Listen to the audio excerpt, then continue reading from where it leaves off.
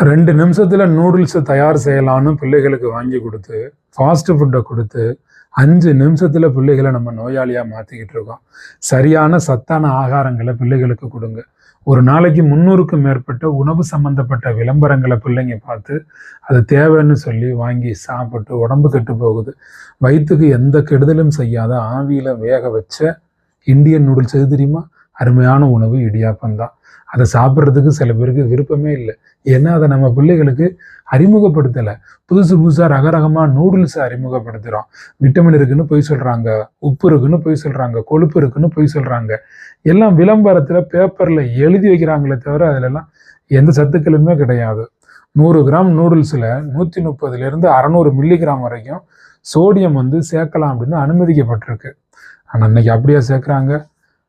1943 மில்லிகிராமுக்கு மேலே சேர்க்குறாங்கன்னு பல ஆய்வுகள் சொல்லுது.